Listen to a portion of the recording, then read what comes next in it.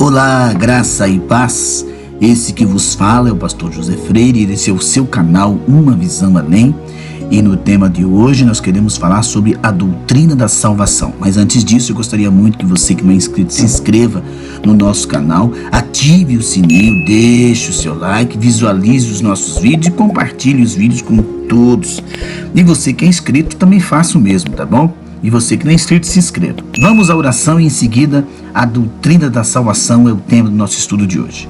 Santíssimo Deus, maravilhoso Pai, Pai de amor, Pai de glória, mais uma vez te rendemos o louvor, a adoração, rendemos a Ti, ó Deus, todo o nosso louvor, toda a nossa adoração, porque o Senhor é bom e a Tua benignidade dura para sempre.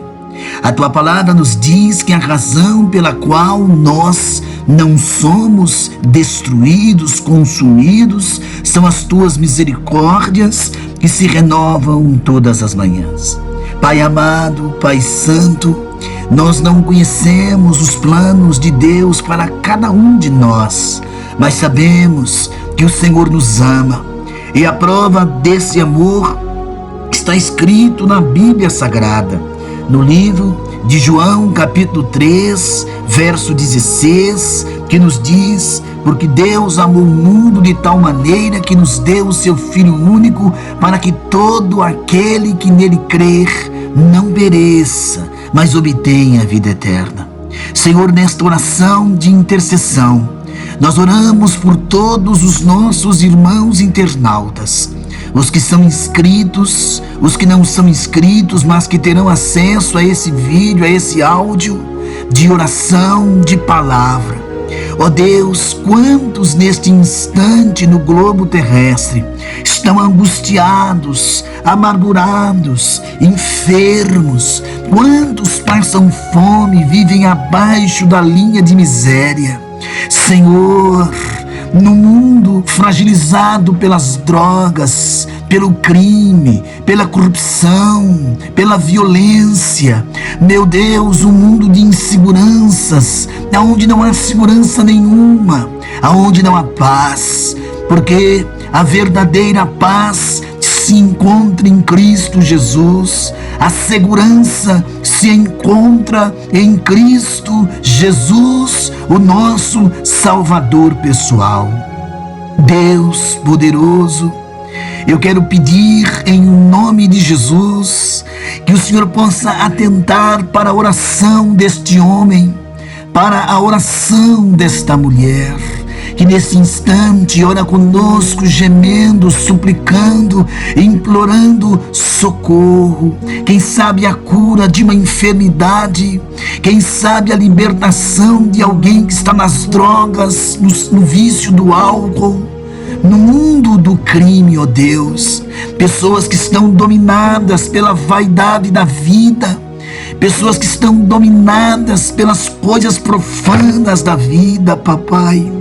Mas que a tua mão, que o teu braço possa chegar, transformando, curando, libertando, operando grandiosamente. Pois o Senhor é bom, maravilhoso, glorioso. Eu te apresento os casais, este casal que está em crise, meu Deus, entre na vida deste lar, desta família, restaurando o amor deste casal, esse filho perdido no mundo do crime, da violência, das drogas, dos vícios, que ele possa ser liberto pelo poder do nome de Jesus. Eu clamo porque eu creio no teu poder, eu creio na unção que há no nome de Jesus Cristo, o Nazareno, Filho de Deus. Pai bondoso, Pai maravilhoso, eu te apresento às nações, a obra missionária transcultural em outras nações, em outras culturas, da Ásia, da África, da Oceania, do Oriente Médio, da Europa, das Américas. Meu Deus, são milhões e milhões de almas que a igreja tem que alcançar pela palavra.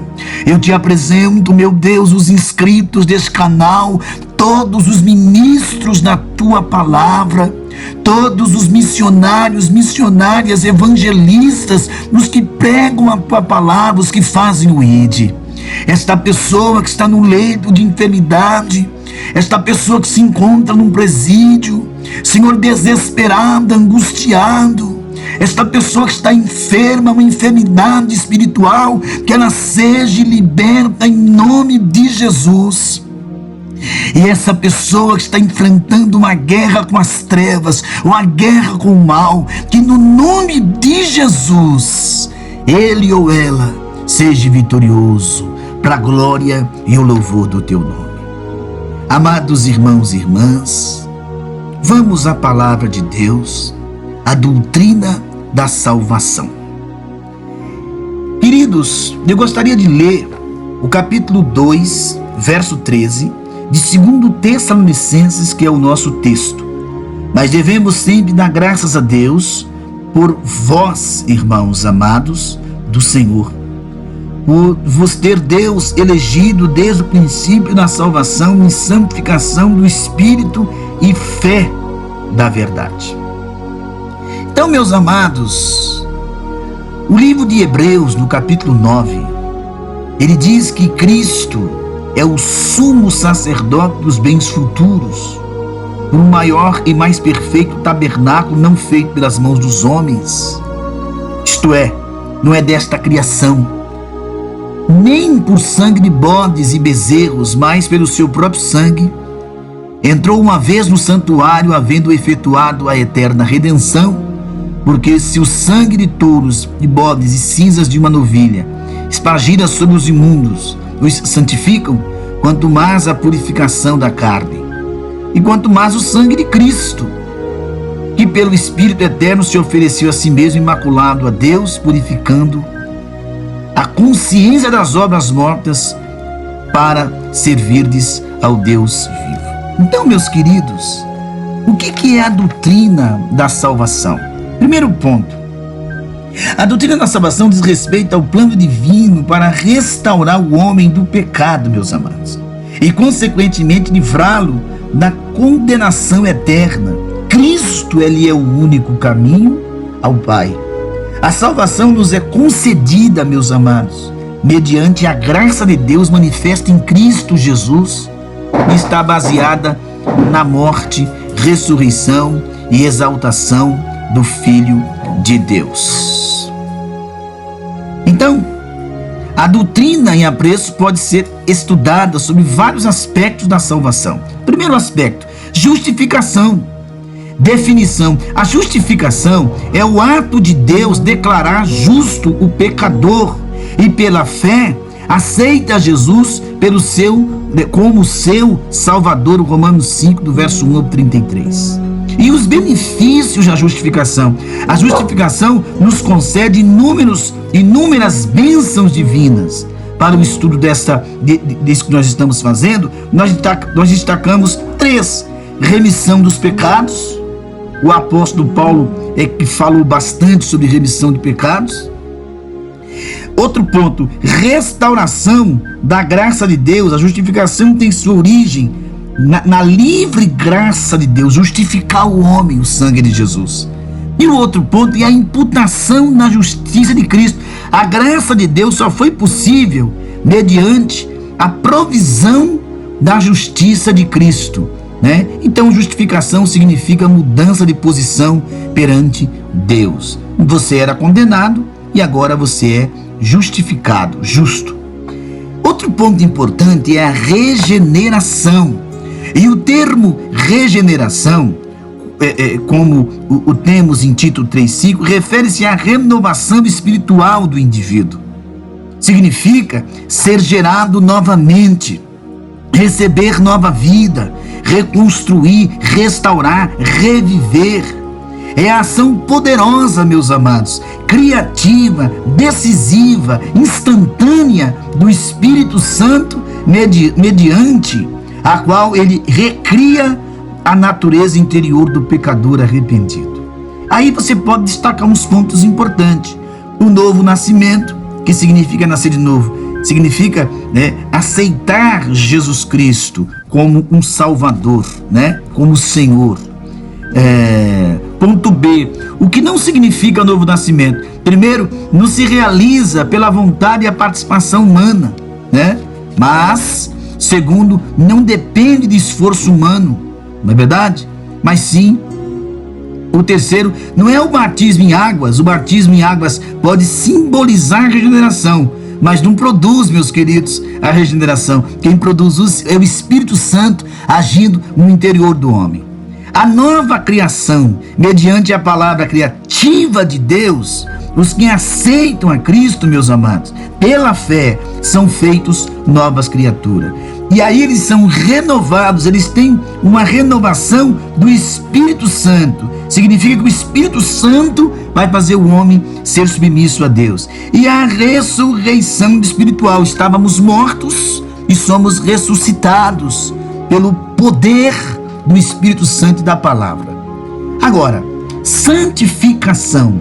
O termo santificação, queridos, significa tornar-se santo, consagrar-se, separar-se do mundo, para pertencer a Deus, ter comunhão com Ele e servi-lo com alegria.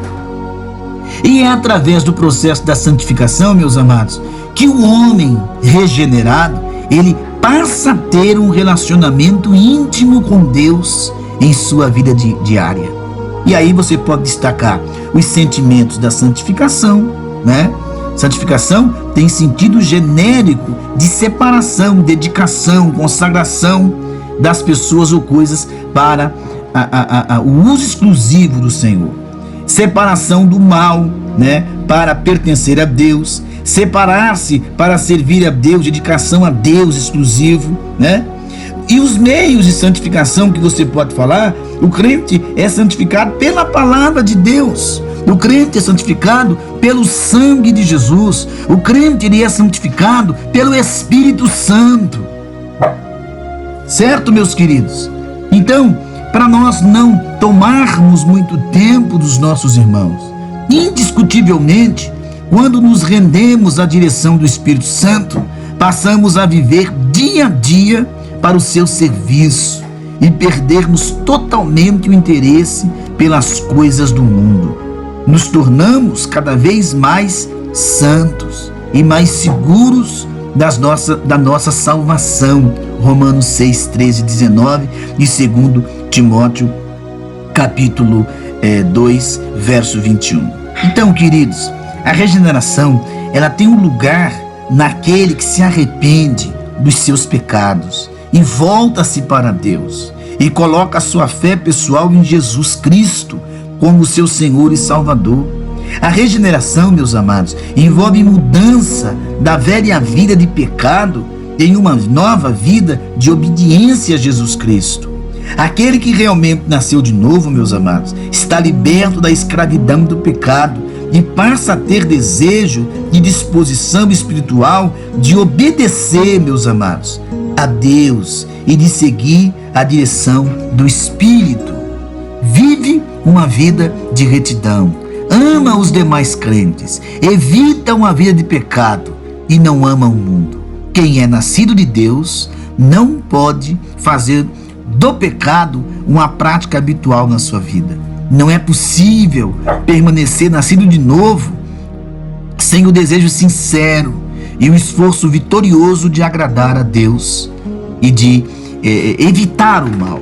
Então, meus queridos, mediante uma comunhão profunda com Cristo e a dependência do Espírito Santo, aqueles que querem realmente viver uma vida com Deus. Assim como uma pessoa nasce do Espírito ao receber a vida de Deus, também pode extinguir esta vida ao enveredar pelo mal e viver em iniquidade. Amém?